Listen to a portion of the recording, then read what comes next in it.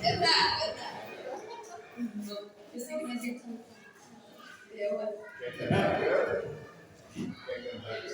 Vamos orar. Pai nosso que estás no céu, muito obrigado, Espírito Santo, de eu ver a minha família, Senhor, te adorando, exaltando o teu nome.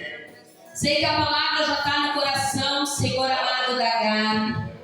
Sei, Senhor amado Deus, que agora, Senhor, ela é um vaso e vai transmitir esta palavra, Senhor amado Deus, para os nossos corações. A palavra já tem falado conosco, para nós ser corajoso. Senhor, tu sabes, Senhor, a maneira, Senhor, que cada um chegou aqui.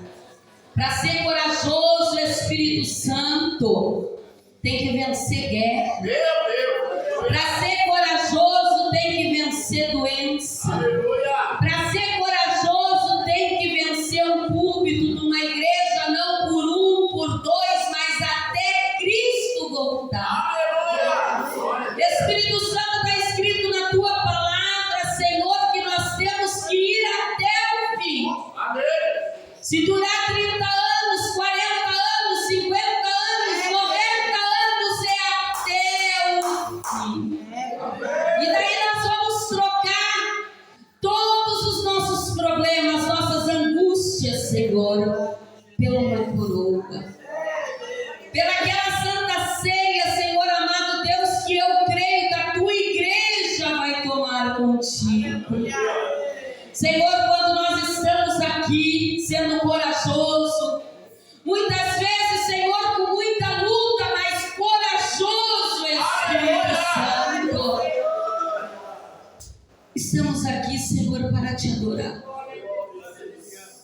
Gramássica, para adorar o teu nome, Espírito Santo. Hoje aqui, Senhor, está faltando 2 filhos meus, Mateus, Kisa. Aleluia. E Davi, Kisa. Sei, Espírito Santo, e muitos irmãos aqui também, Senhor, estão esperando seus filhos. Quem sabe um primo, quem sabe um tio, quem sabe uma pessoa que criou, Senhor. Mas, Senhor amado, chama eles, Espírito Santo. A minha voz, Espírito Santo, quem sabe ela não é mansa para dizer, vem para a igreja. Mas a tua é. Tu sabe como falar, tu sabe como transformar, tu sabe como agir. Tu sabe, Espírito Santo, como mudar, Espírito Santo, nem que tenha que o ouro ele é mudado, Senhor, do fogo. E nós, quem sabe, Senhor amado, tem que passar por alguma fornalha. Mas que nós sejamos, Senhor, corajoso para isso. Agora usa, Senhor, a minha nora que eu falei aqui, Espírito Santo, como uma atalaia nas tuas mãos. Sei, Senhor amado, que ela tem um dom muito lindo, Senhor, de entender a palavra. Tu sabes, Senhor amado, o jeito lá atrás, Espírito Santo, quando nós falava da palavra, ela não conhecia. Mas quando ela conheceu, ela nunca mais sentiu a tristeza que ela sentia. Porque a tua palavra é doce. A tua palavra acalenta o coração. A tua palavra, Senhor, é boa e maravilhosa. Amém, Jesus. Paz do Senhor, irmãos. Eu estava tranquila até agora. Eu convido os irmãos a abrir a Bíblia em Mateus, capítulo 14, versículo 28 e 29.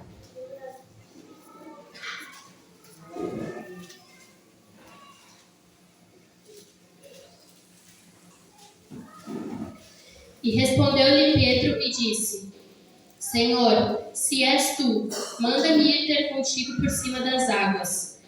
E ele disse: Vem. E Pedro, descendo do barco, andou sobre as águas para ir ter com Jesus. Eu não tive muito tempo essa semana também, foi uma semana muito cansativa. E meu trabalho tomou 99% do meu tempo. E eu lembrei dessa palavra que eu estudei ano passado, foi até ajudando o Elias. E essa palavra, ela pesou muito em mim, porque por vários fatores, e aí eu separei alguns pontos que eu queria falar com vocês, que são pontos muito importantes só nesses 2 versículos.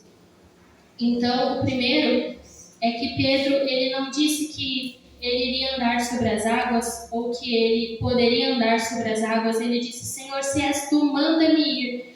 Porque ele sabia que o poder, a chance dele andar sobre as águas não estava na água, não estava nele, não estava nem na coragem, estava no mandamento de Jesus. Estava assim que Jesus mandasse ele sabia que ele poderia ir. Aleluia! Então, ele entendia que o milagre não estava na água, não estava em outra coisa além de Jesus. Então, hoje, antes da gente tomar qualquer decisão na nossa vida, a gente tem que lembrar disso. Que se Jesus mandar a gente ir, a gente tem que ir. E assim como a irmã Gabi falou muito sobre a coragem, é sobre a coragem da gente receber a palavra de Jesus e também obedecer a ela, porque é um ato de muita coragem obedecer a palavra do Senhor. E o segundo ponto é que Jesus ali, ele não fez um discurso, ele não falou por quê, como, onde, quando, ele disse vem. Então, muitas vezes a gente pede um direcionamento para Jesus e a gente fica esperando que ele fale tudo que ele quer que a gente faça. E não, muitas vezes a palavra dele vai ser só vem, porque quando a gente coloca o pé, Deus coloca todo o resto. E muitas vezes eu sou uma pessoa muito ansiosa. Então eu sofro muito pelas coisas que não aconteceram ainda. E aí, às vezes, eu fico pensando que isso acontece muito, irmão. Jesus fala para nós, mas ele não fala todo o contexto, porque ele não tem que falar. A gente só tem que obedecer a ele e confiar que ele sabe o que é melhor para nós. E isso é uma coisa muito difícil para mim hoje. Eu entender que eu só tenho que ir, que eu não preciso pensar nas outras coisas, eu não preciso entender tudo que vai acontecer. Mas isso falou muito comigo também. Jesus só falou, vem. E ele fez Pedro andar sobre as águas e Pedro desfrutou do milagre porque ele foi corajoso de obedecer a Jesus. E o terceiro ponto é que para Pedro desfrutar desse milagre, ele precisou sair do barco. Então, às vezes, a gente quer ficar na nossa zona de conforto. E eu falo muito por mim, porque se eu pudesse, eu ficaria só na minha casa. Então, Pedro, ele precisou acreditar que, dando um passo, Deus ia terminar de mostrar o milagre para ele.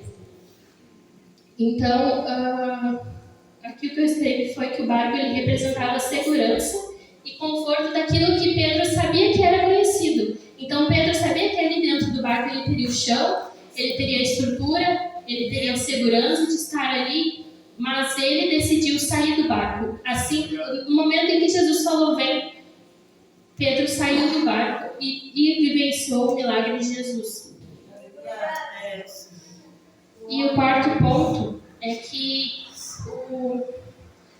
se vocês olharem ali o restante do capítulo, Pedro ele saiu do barco e olhou para Jesus. Então, a partir do momento que ele olhou para Jesus, ele desfrutou de coisas que ele nunca achou que seria possível, mas até o momento que ele desviou o olhar de Jesus. Então, quando ele desviou o olhar de Jesus, ele caiu. E isso é muito do que acontece com nós hoje. Enquanto a gente está na presença, enquanto a gente está olhando para Jesus firme, fiel, a gente está vivenciando coisas maravilhosas que a gente nunca achou que iria viver.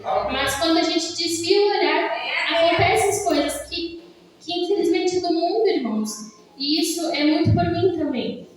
Eu procuro a palavra, mas eu ainda sou muito falha.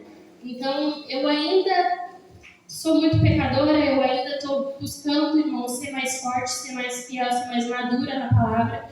Mas esse versículo ele é muito importante para mim, porque no momento em que Pedro desviou o olhar, ele caiu.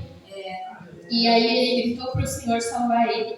E isso é uma coisa muito importante para mim, porque eu acho que a gente tem que firmar nosso olhar no Senhor e ter certeza que a partir do momento que a gente está com Ele, a gente está tudo certo. Então vai vir as lutas, vai vir problemas, o que sempre vem. mas as pessoas que são firmadas no Senhor conseguem passar pela batalha e sair salvas. Então,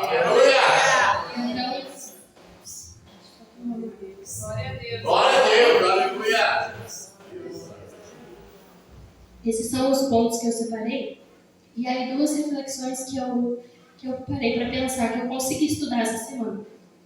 Foi que Jesus naquele tempo, e foi uma coisa que eu percebi muito isso, foi que Jesus fala didaticamente com os irmãos daquele tempo.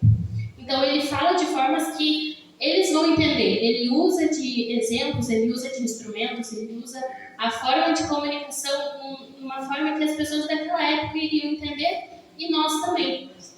Então, ele usou Pedro, e Pedro era pescador. Pedro trabalhava no mar todos os dias. Então, ele sabia que andar sobre as águas era impossível, porque ele estava lá sempre, ele andava nas águas, e ele sabia mais do que ninguém dali daquele barco, sabia que era impossível andar sobre as águas. Então, muitas vezes Deus usa hoje pessoas que não acreditam naquilo para testificar sobre isso e para testemunhar sobre isso, para vivenciar o milagre. Então, muitas vezes eu não acredito numa coisa, Deus vai lá e me mostra que não, é real, isso é verdade.